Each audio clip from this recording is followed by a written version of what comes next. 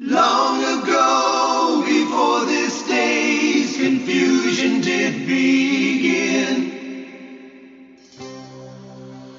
throughout the stars did we go wandering. Distance was no barrier, and time it had no hope. Free to come and free to go.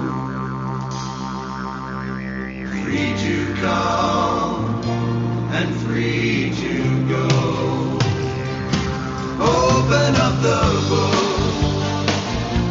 book of stars. Open up the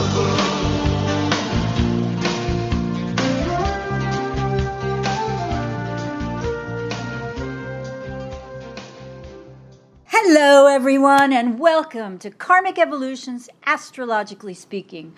I'm your host, SHERI Horn Hasan of Karmic Evolution Astrology, coming to you on January 6, 2022 from Contact Talk Radio.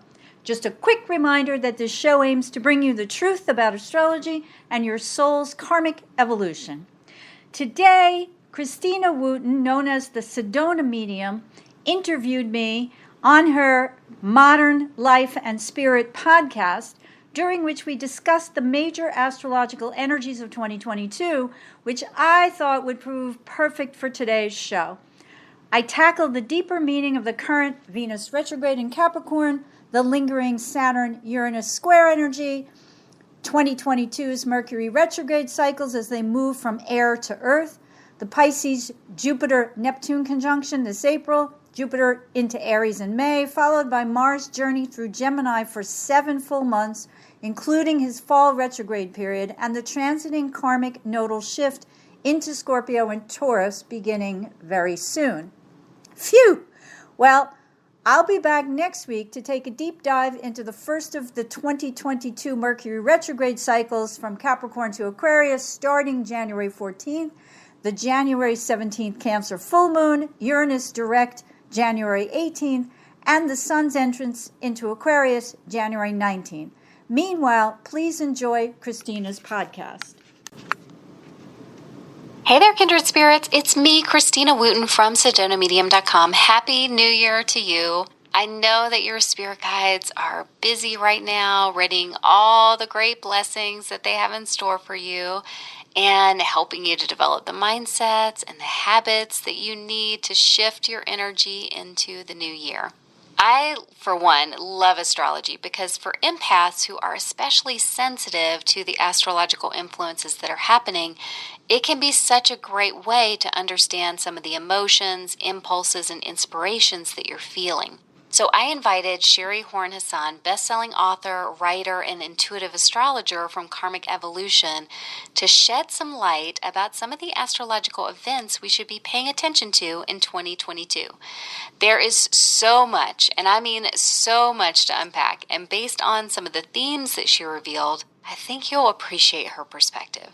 This is definitely one of those episodes to download and save so that you can revisit it again and again. And without further ado, let's get to it. Welcome to the Modern Life and Spirit podcast, where we explore spiritual topics relevant to today's world.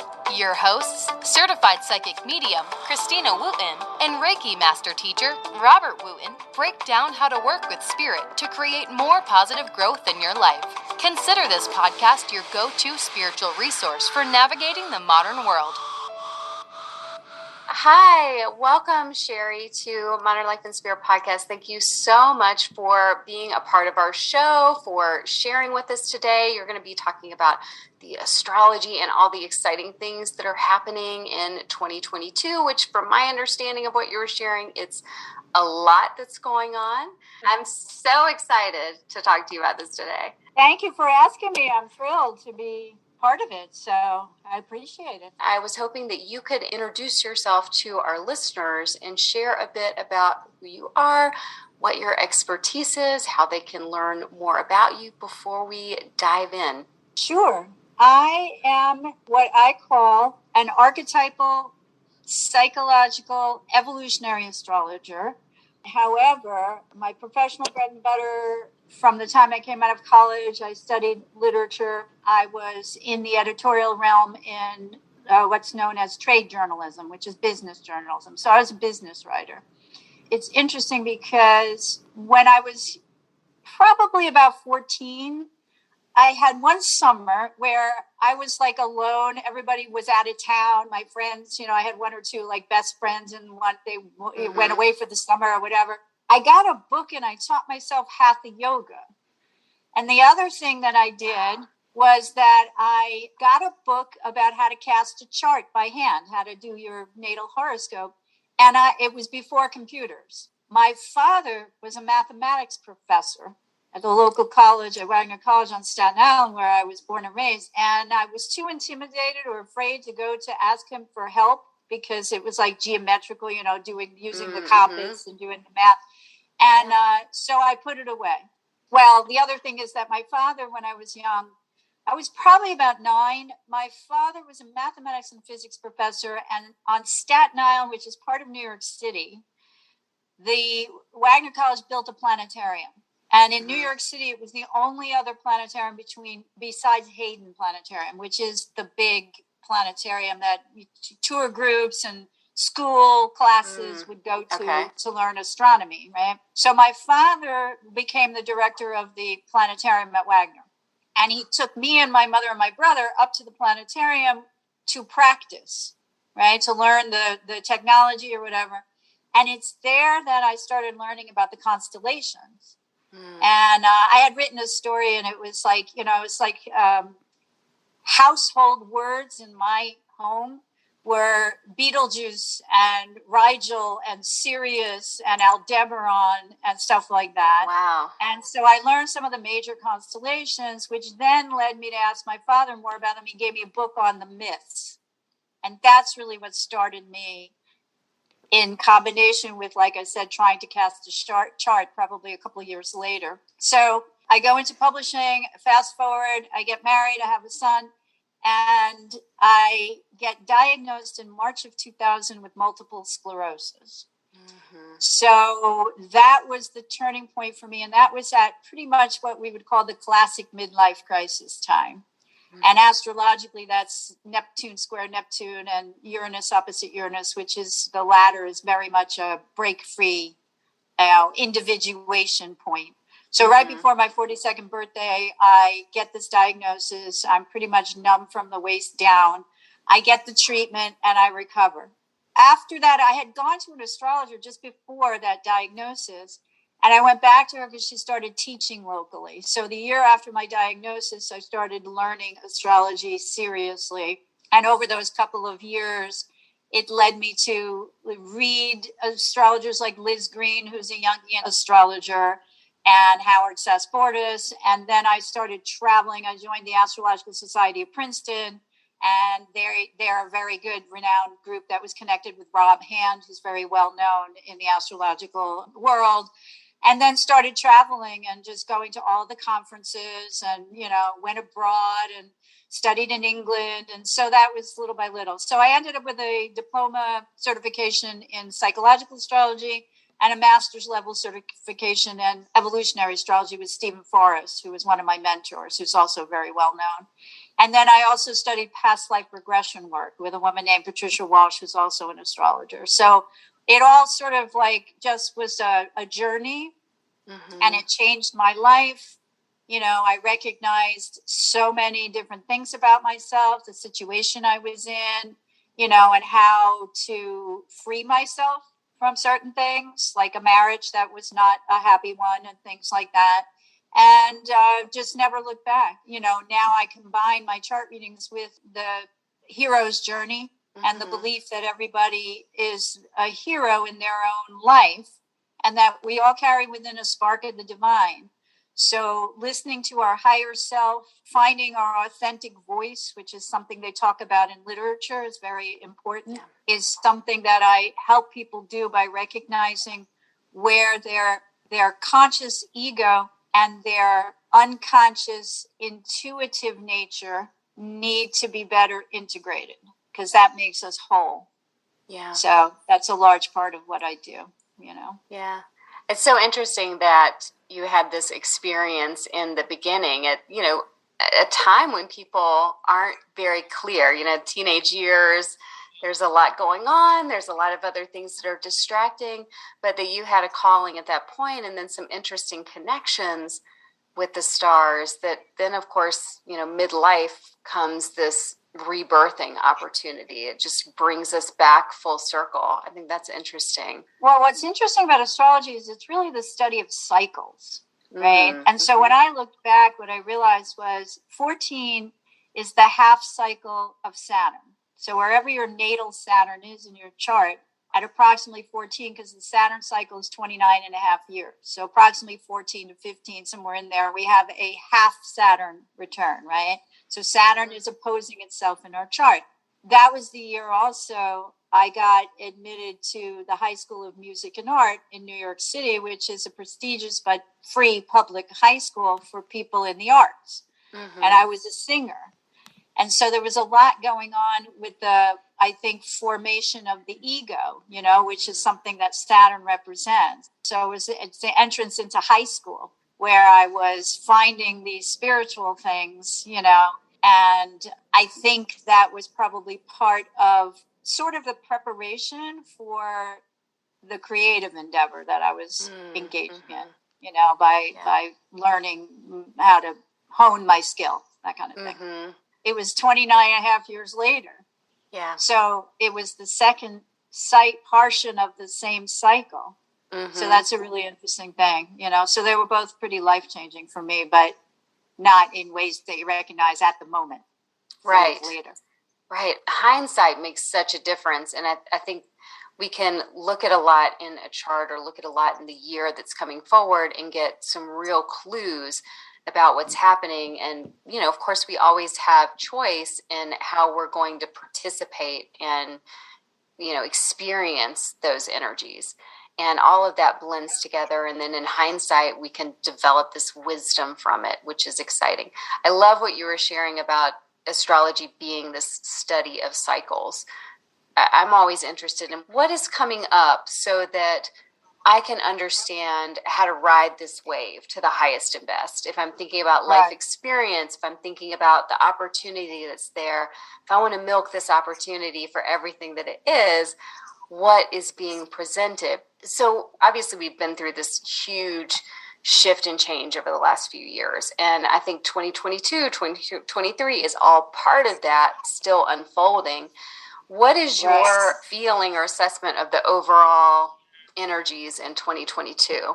Okay, well, everyone may not be thrilled to hear this, so bear with me.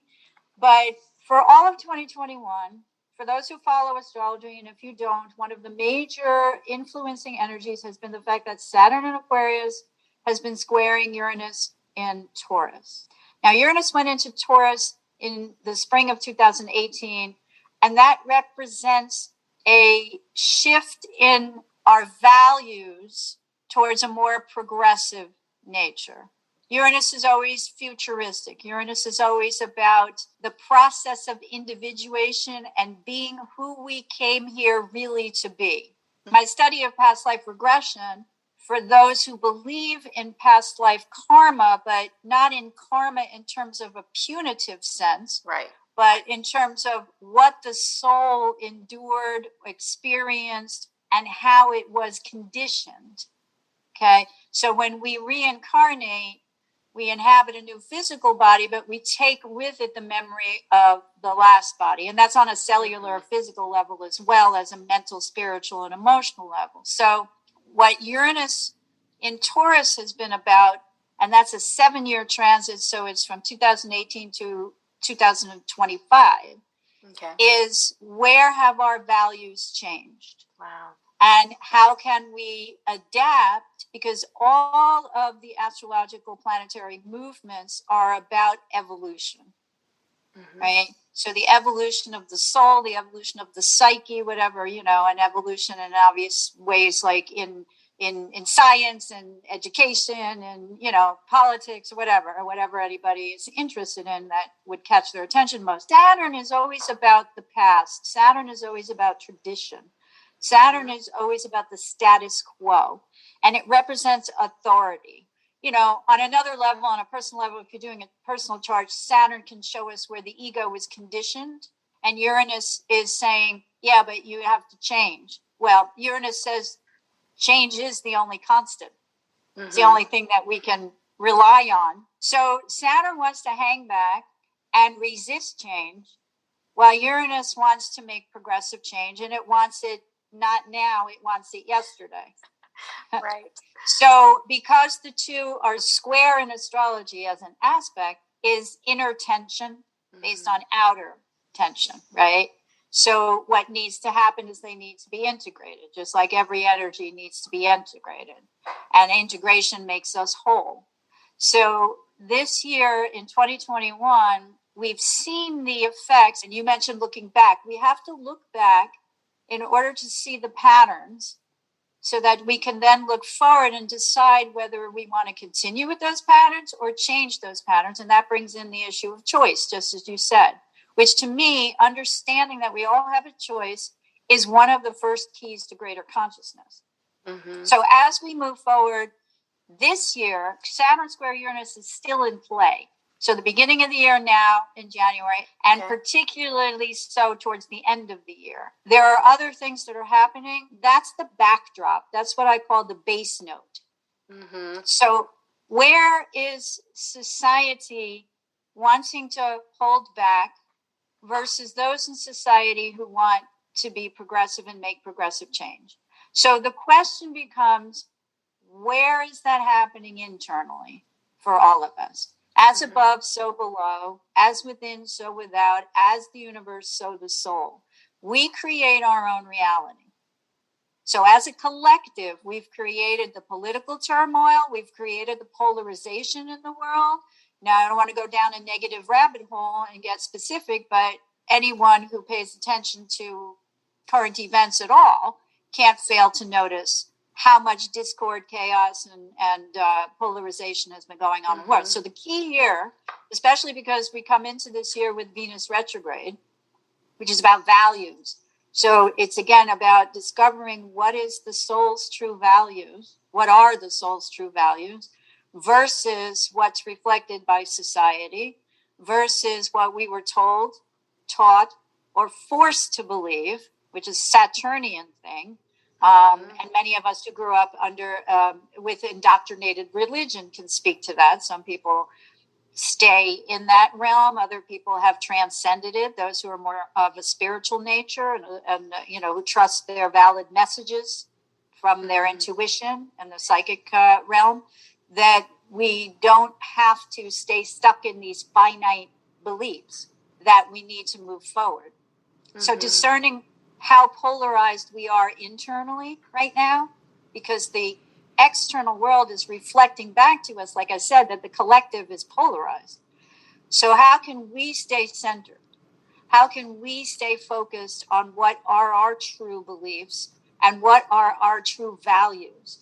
Because Venus in Capricorn is very much about our relationships. That's what Venus represents. And Venus always wants harmony, serenity, calm. And Capricorn is about commitment.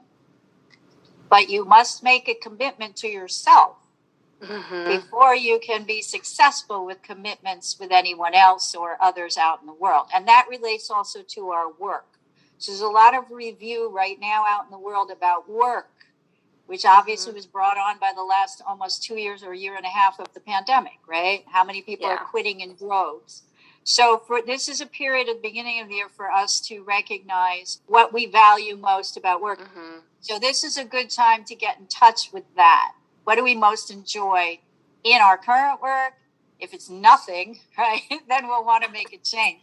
If it's this but not that, then we'll want to delegate that, right? So no matter what industry you're in, no matter what kind of work you do, it's just about really getting clear about your values, about what gives you pleasure, because that's Venus, That's Venus's Taurus.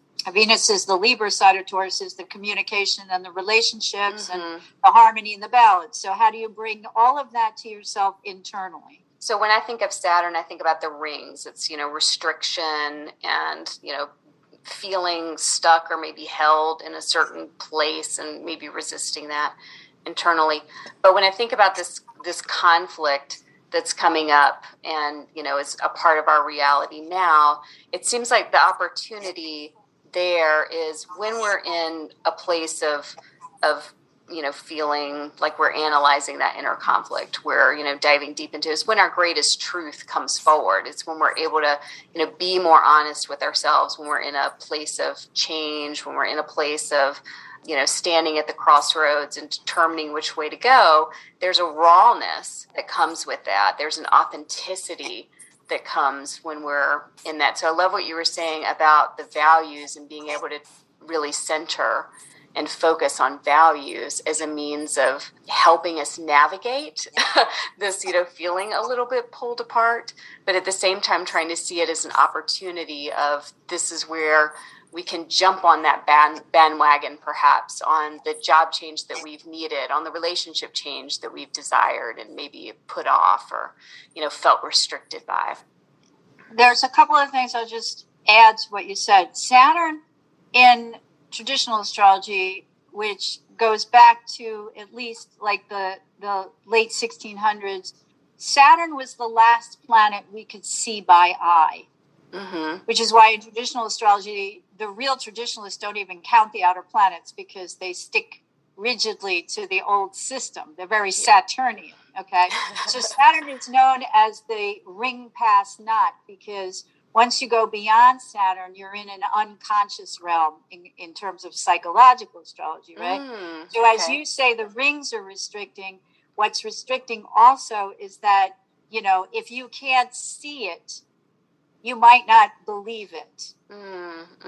Saturn is representative of that. I can't see it. I can't taste it. I can't smell it. I can't touch it. It doesn't exist. What are you, crazy? And any of us who have people in our lives who, think we're nuts because we do what we do, that's a simple, it's a simple enough to recognize, right? So they're very boundaried.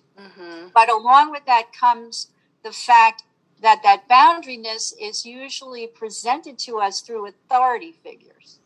So authority, our parents are the first authority, our teachers, our clerics, and then you go on to society, our judges, and things like that. The ultimate authority, of course, is God or goddess or universal source or creator or whatever anybody believes. So Saturn doesn't like to expand beyond its boundary. Right. When we come to values, though, and here's the positive part of Saturn and Capricorn, because Saturn rules Capricorn, we are here to learn that each individual is his or her own best authority.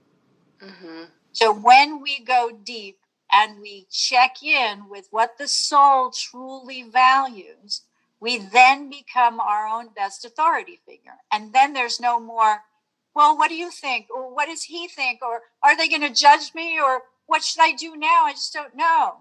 You go to that place of center, whether it's through your meditative practice, your mindfulness, your creative endeavors or whatever, and you talk to your soul. You hear your authentic voice, you hear your higher self come through. And that's a huge part of the positive nature of Saturn, because Saturn wants us to grow wise enough to be able to trust and believe in ourselves. I love that. I love that understanding of Saturn is this invitation, because it can feel oppressive. I love how you said boundaried. I think that's a perfect description for it. But that you're replacing an outer external authority with the internal. Absolutely. Absolutely. Beautiful. And that's a hard journey for a lot of us. Whatever. I know. I always say to my clients, well, it's easy to say. It's not so easy all the time to do, but that's what we're working on. Yeah, but once you've heard it, now you know. It's like the toothpaste can't get back into the tube. Right, so it's like this little seed nugget is percolating somewhere. So while Venus is in Cap, and that's just for the beginning of this year, we're looking at how do we become our own best authority in terms of trusting our values, in determining what is most valuable to us, and then, becoming the authority over that. So what are the things we need to look for from, let's say, the first half of the year, from January through June? What's the important stuff? If you were just kind of pulling out the major elements that we needed to keep in mind, or gateways, opportunities, what do you feel like are the biggest influences? I mentioned, I think that for probably most of 2022, we're still going to have this outer polarization, right? So I want to say that I think it's important that we understand that the planetary movements in the sky, no matter what they are, often trigger energies into manifestation. And that the effect of this triggered energy often sets into motion new pathways for us to follow, right? So it's never as much about what happens, like what happens to us. It's how we respond, or maybe don't respond, to what happens to us that matters most, right? So in that way, it's what you said before. We always have a choice. Now, some people don't recognize that. But I've developed a philosophy as an archetypal, psychological, and evolutionary astrologer over the years, since I began my studies, as I said, somewhere around 2001.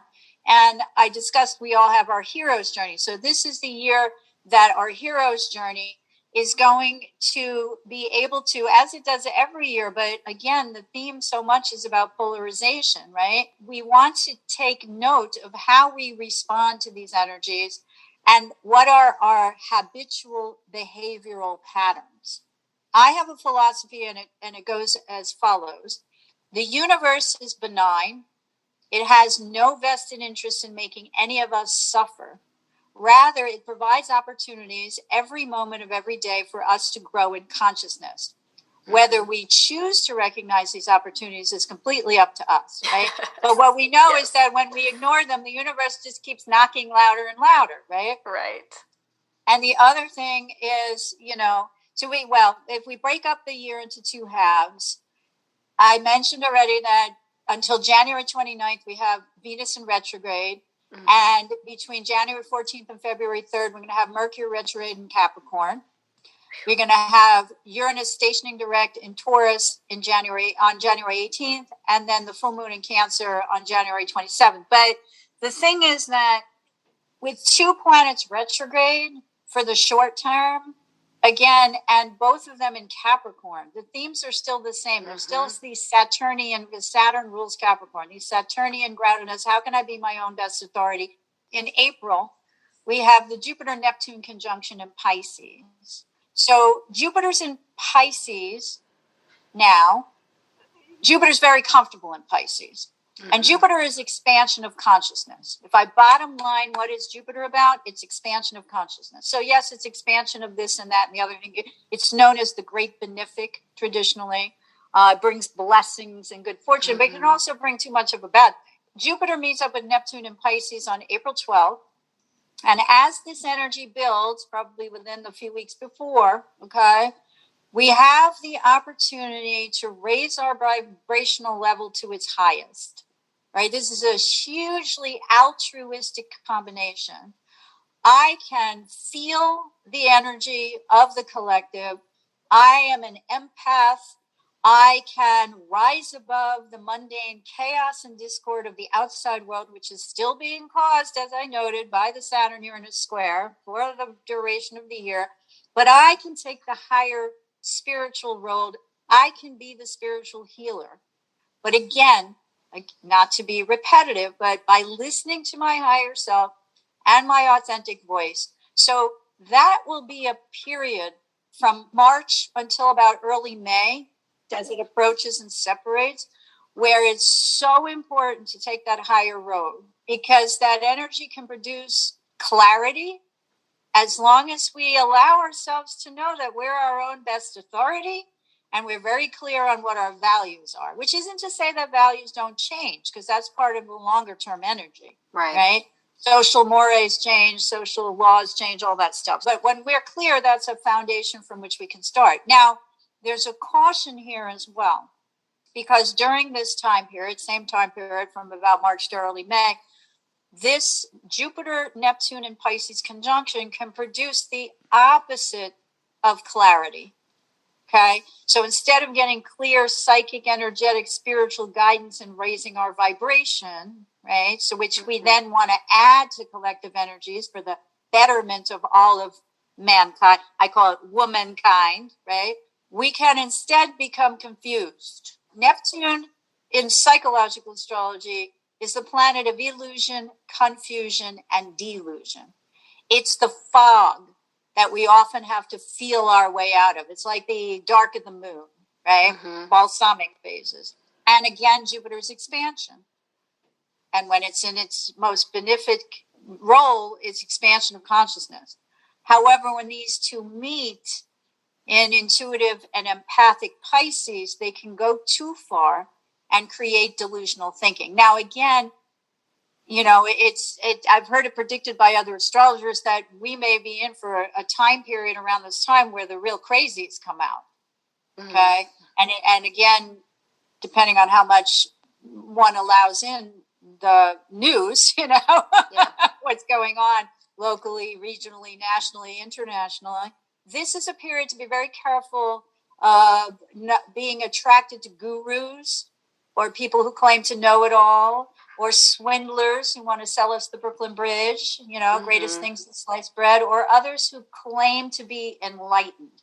It doesn't mean you'll be wrong. It doesn't mean you'll be wrong to follow someone like that and that you're not going to get anything out of it. But the caution again here is to make sure that you check to see that all that glitters really does turn out to be gold, and not just an illusion. So Neptune and Pisces are energies, and when Jupiter's in Pisces, that are prone easily to deceit.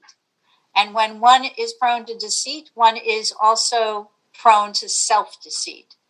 And that can set up a pattern where we get conned into believing that we're saving somebody else or others, or that we can be saved by another or others, right? So my advice is to continue meditative practices. Go to that higher place where you receive divine guidance. Ground yourself so you can shield yourself from unwanted, intrusive energies of others, right? Anyone who's an empath, a psychic, an intuitive, who knows that they absorb the energy of the collective unwittingly, right? It's particularly important then to look into how to erect boundaries. That's, again, where Saturn has a good connotation, right? Yes. We want to let in all the good stuff, but block out all the bad stuff. And not only block out the negative stuff, we need to rid ourselves of the stuff that does come through, right? So the meditative process, and particularly creative endeavors, and when I use the word creative, I use it very loosely. You can string tin cans together and it's art, you know? So when we get into mindfulness, we are looking at the creative process, and this is how we expel the unwanted energy.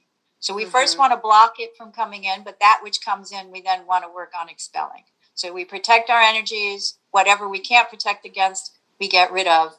And those are the easiest ways to do it. Now, Jupiter is going to move on to enter Aries on May 10th. So the energy is going to shift. And Jupiter is then going to be ruled by Mars. And Mars is going to enter Gemini not until the second half of the year on August 20th, but he's going to stay in Gemini for 7 months because he's going to retrograde from October 30th through January 11th of 2023. So that energy for the second half of the year, Mars retrograde is about going deep to find your inner warrior. Meanwhile, we have Chiron in Aries, which is also like a 7-year transit. And so Chiron is the wounded healer. And in Aries, if in the collective, where have we been wounded because we didn't follow our own instinctual or instinctive nature?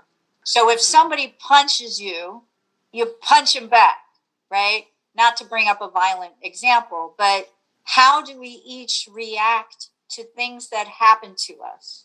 And we all have a different way. And a lot of that has to do with our natal moon, because the moon is the emotions. A fire moon, you hit me, I'm a fire moon, I'm going to hit you back. An air moon is not going to hit back. It's going to go, why did he do that?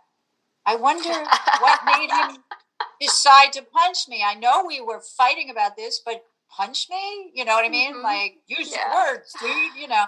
A water moon is going to cry Yeah. and retreat.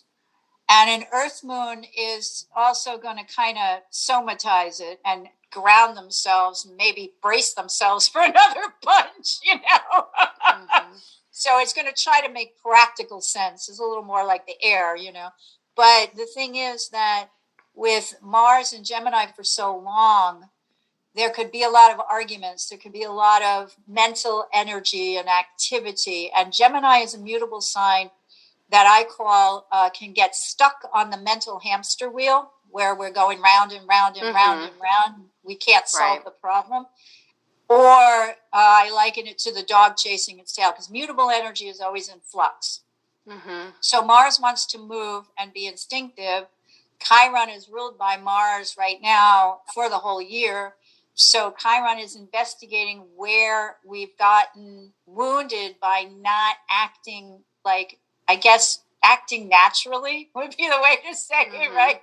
If you weren't told it's wrong to punch somebody back, you know. And I'm not saying that's not true, but I'm saying, you know, Mars is about protection. The highest use of Mars is to defend and protect others who are weak and less able to defend themselves. But you have to survive. So if someone attacks you, you have to be able to defend yourself.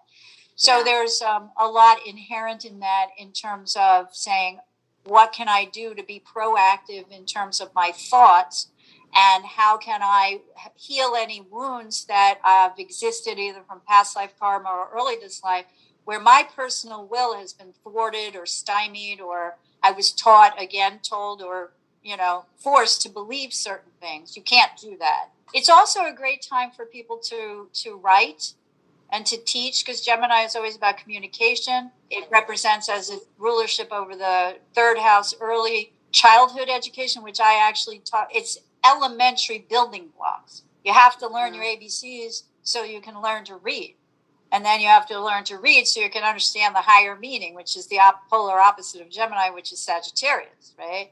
So anything that brings us back to the elementary basics of our thought processes, it will be in play. And finding that inner warrior.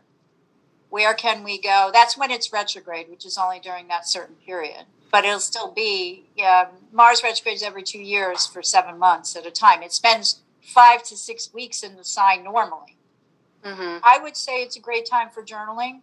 It's a great time for the writers. It's a great time for teachers, you know, and you don't have to be getting paid as a teacher to be a teacher. And Gemini is ruled by Mercury, and Mercury, because I know you had asked also about Mercury's retrogrades. So Mercury is known in psychological and mythological astrology, or archetypal astrology, as the psychopomp. Mercury was the only god in the Olympic pantheon in Greek mythology who could traverse between Mount Olympus and Hades, the underworld. So when Mars goes retrograde, and he's currently going to start, he started at the end of December, and he's got 3 retrograde periods in 2022 where he's backing into Earth. So he's moving out of air. When he moves out of air, he moves out of asking, you know, what is the state of my relationship? That is where we've been for the past year, right? The communication between people. In Mars retrograde, it's important not to start any or initiate any legal actions in that period. Mars represents the first house, right? In natural astrology. So identity. So it's how you appear out in the world. It has a lot to do with the way you literally look. It's called the ascendant, which is the gateway into the first house, which is Mars ruled naturally in tropical Western astrology, is the mask. So it's how we present to others, and it may or may not represent what's underneath. During the retrograde period, just like with Gemini, with Mercury retrograde, like not a good time to start a business, not a good time, because those are Gemini themed things, not a good time to publish your book, right? Mars, the same thing, not a good time to initiate. But one of the things I want to say about retrogrades of all kinds is that they're always an opportunity to go inward. Okay, and when we go inward, we're doing what I talked about a couple of times before, which is connecting the external ego-oriented portion of our psyches, empirical. If I see it, then I believe it. If I can't see it, that doesn't exist, to what the soul knows, the soul's wisdom. Soul's been around a lot longer than the current incarnation's ego. Although some of that is taken from past incarnations where the ego has been supreme, right? Mm-hmm. So we're always looking to integrate the two. And with, like I said, the Mercury is to bring up from the soul the embedded wisdom of the ages, the karma of that soul from past life and early life too, lessons into the conscious ego portion of the psyche. Mm-hmm. Okay? So it becomes knowledge. And to take the knowledge that was empirically learned, ABC, 1 + 1 is 2, and embed it as greater wisdom into the psyches, the soul's psyche, the soul portion of the psyche. So Mercury's very busy going back and forth, and 3 to 4 times a year when he's doing that during the retrograde period, we forget where we put our keys. We can't find our cell phone. We don't get messages returned, and we get frustrated, right? So that's important to know about Mercury retrograde. Mars retrograde is more, again, about finding that inner warrior, because do you need to get angry? Is there another way that you can, quote unquote, fight back, but one that will benefit you and not bring you harm? You know, what are you fighting for? What's your soul's mission in terms of where you've been wounded? In the Mars archetype. And it's just coincidental that for these couple of years, Chiron is in Aries, which is, again, the wounded healer, around where our personal will has been repressed, stymied, whether proactively or internally, you know what I mean? Whether from the external world, because as inside, so outside, right? Mm-hmm. We want to work on drawing less anger to us, because the more we express our own anger in healthy ways, the less we'll attract people who are angry. Mm-hmm. So if anyone does have that particular issue as a constant in their life, they have more than likely repressed Aries Mars energy, right?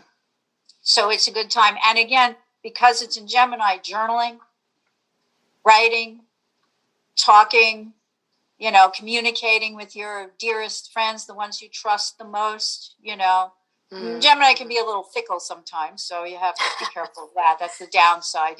Gemini likes its gossip, so it could be a time in the outer world when there's a lot more gossip going on too, The thing about Jupiter and Neptune also is the early part of the year is the continuation of mis and disinformation and blatant lies. So when Mars later in the year goes into Gemini and then retrogrades, we want to have the soul discern what's the truth. And Mercury rules Gemini, and we know that Mercury's going retrograde, in 3 different periods this year. Those are all, if we're looking at the whole year, opportunities to transmit that knowledge as wisdom, and wisdom into the cognitive portion of the ego psyche, right? So that we can get a greater handle on how we express ourselves. Mercury's Gemini is also duality. He's sleight of hand. He's the trickster. So Mars and Gemini can figure out new ways to communicate with people, to achieve its goal and that kind of thing. That's a lot. There's clearly a lot that's going on, that's happening. But I mean, to me, it sounds exciting because we're going deeper. We are, integrating, we're converting into wisdom. There's places where things are going to be mirrored, and we have an opportunity to reevaluate, re-express in a new way, which, is exciting. It's a new path. What do we need to know about the second half of the year? Well, that Mars retrograde is the second half. Mars rules both Aries and it rules Scorpio, because before we discovered the planet Pluto in 1930, we gave rulership of we gave rulership of Scorpio to Mars, okay? So you want to look at your transits, and you want to look at whether you have planets or angles in Aries or Scorpio, or prominent aspects between planets in those signs, right? Mm-hmm. And we want to pay attention to that. We have eclipses this year. All right. And they're in Taurus, Scorpio. So we've moved this year, or in the process of moving, from a South Node in Sagittarius and a North Node in Gemini. And the nodes of the moon are not planets. They represent in evolutionary astrology karma. Mm-hmm. And the South Node, the nodes transit always backwards, and they represent, when they're in the sky, they represent collective karma. So we've finished out an 18-month period. We're just at the end of that, where the South Node is in Sagittarius. And I'm going to say this, but, this is how we look at it in the evolution. We look at the positives of a South Node in Sagittarius, which we want to bring forward, and we want to jettison the negatives. The positives is expansive thinking, understanding the greater meaning, the whole picture, etc. But the negative of a Sagittarius South Node, which is ruled by Jupiter, is that we come in thinking we know everything. Okay? So if we think we know everything, what happens? We get righteous. We exhibit what the Greeks called hubris, which is excessive arrogance, right? And it's also an archetype. Sagittarius is Jupiter is an archetype of higher law, higher education, and religion. So if we look at religious fundamentalism from that point of view, again, say no more, okay? And the mission has been to open up to Gemini, which is information, new information. Mm-hmm. How does new information change your philosophy of life? So you can think about how that's done that for the last 18 months. And now we're going to go into Scorpio South Node and Taurus North Node. We're getting much more into the death and rebirth kind of imagery, where something has to die for something new to be born or reborn, right? And when does this start? When does that change happen? It starts around January 20th. Okay. That's my birthday. That's the true nodes, all right? The mean nodes started in December, but it doesn't really matter. I'm not going to go down that rabbit hole, but they're the true nodes. So it's towards the end of January, and it'll be in play for 18 and a half months. It's an 18 and a half month cycle. So Scorpio is ruled by Pluto. Pluto is the ruler of the underworld, and that's where the shadow exists. So we're looking at the collective's shadow side because we're looking at it in terms of the collective. However, we can still look at our part in that. Mm-hmm. So what is the shadow side that needs to rise into the light, into consciousness, so that we can incorporate it into the Taurus North Node, which provides wholeness, peace, calm, serenity. The actual keyword that fits Taurus best is serenity. And the keyword that fits, there's two keywords I would use for Pluto Scorpio energy, which is evolution and transformation. Mm-hmm. If change is the only constant, then we are constantly evolving. And in order to evolve, we must adapt to changing circumstances. If we refuse to adapt, we become extinct. This has been proven scientifically with all the species in the world that we know used to exist but no longer do, whether they were millions of years ago or from last year, right? So the evolutionary process, in order to achieve transformation on a metaphorical or allegorical level, must involve adaptation. And while we're watching the Saturn-Uranus square play out all year, and we're strengthening our values and our boundaries in a psychic level, but also expanding beyond those boundaries and a psychic level, right? There's a dichotomy there. We are looking to find the shadow, look it in the eye, adapt to the changes. Shadow side is everything that's taboo during a period of society's decisions about what's taboo. It used to be sex, drugs, and rock and roll, right? Now it's, now we can't talk about politics, right? Or perhaps religion, right? So whatever it is, it changes periodically. But when we look at our own shadow, what are we afraid of? When the child is crying in the night out for his mother because there's a monster in the closet, and the mother or father comes in with the flashlight, opens the closet door, pushes back all the clothes, says, "Come here, sweetie. There's nothing here." Okay? We are bringing that into the light, to the conscious mind, right? and incorporating it into our ability to create calm serenity, and dependability. We're seeing a lot of the shadow side of the collective in conglomeration with all the stuff that I talked about the polarization.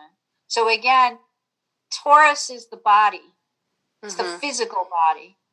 So we want to take really good care of that body. It's never the wrong time to, up-level your diet, up-level your exercise routine, up-level your meditative practice, up-level your creative expression, right? All those are things that we've talked about that we touched on as part of every year, but, and more specifically in this year. So remember, too, that, Venus is a ruler of Taurus, is about what gives us pleasure. Right. Senses, enjoyment. What gives us pleasure is what we value. Okay, but there's also something here on the psychological level of that what we thought gave us pleasure actually isn't good for us because it might feel familiar. We may feel comfortable with certain things that give us pleasure, but they need to change because they're not necessarily good for us. So when you change up overeating for saying, when I go to the refrigerator, I'm going to go for a walk instead. And you switch out one habit for another, right? Which is really important. So as we uncover the shadow side, the things that we're most afraid of, and Pluto's about control. Scorpio's about manipulation. It's about jealousy. It's about control, right? So as the nodes shift, we're going to look in the collective. It's also money, other people's, worth. And Venus is associated with finances too, but Pluto is controlling people through money. So when we're looking at the collective too, we're looking at, but what's our part in that? Our part in that is to say, I'm going to get clear about my shadow side, bring it out into the light, dispel the fear that anyone would know that I had secret thoughts about having an affair with my, husband's brother, or whatever. But I mean, we're human. We're human. That's why we have these thoughts. We can't, why repress them and deny them? Let them out into the open air. And then one day when you see your brother-in-law, he's doing something gross and you go, ew, I don't know why I ever liked him.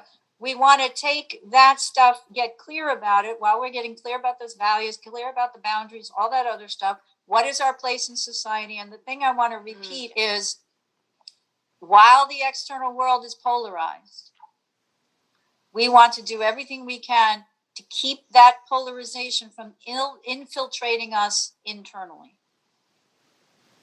Keep clear, keep grounded, keep focused, and again, learn your, true values, which it's fine if they change. Of course they're going to change. You're going to have, those of us who are mothers, you have one set of values when you have a toddler and another set of values when they're a teenager. It's not going to, change content. So continuing to practice, really strengthening the connection between ourselves and the divine realm is most important. And then learning your value system so you know which messages to trust. And during that Jupiter-Neptune period, not getting thrown off course by being easily deceived and allowing ways to communicate with your higher self and hear your authentic voice. Yeah. I mean, it definitely sounds like that's the big takeaway, the big theme of everything is that this is an internal journey with a lot of kind of pressure bringing us inward, but it is about developing spiritually. It's about, creating that clarity within ourselves and kind of getting rid of the extra fog, getting rid of the old values as new ones become more aware and grounding into those new healthy habits, the new vibration. Hindsight's 2020. As we come into 2022 versus where we're going to be in December of 2022, I think there's a lot of internal evolution taking place and happening.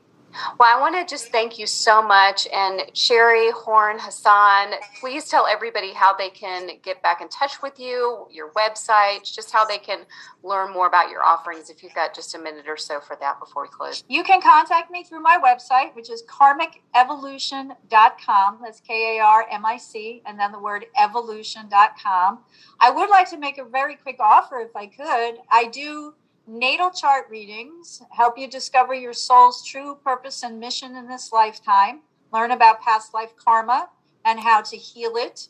And I'm going to offer a 1-hour Karmic Evolution natal insight reading for only $99.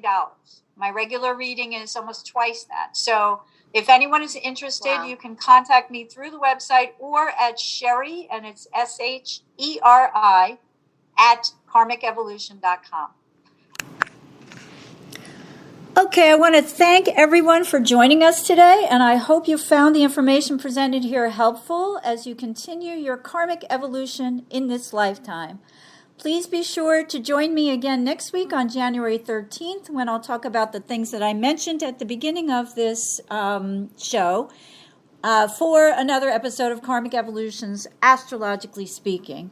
Until then, may your journey be filled with karmic healing and the joy of greater consciousness. Namaste. Long ago, before this day's confusion did begin, throughout the stars did we go wandering. Distance was no barrier, and time it had no hope.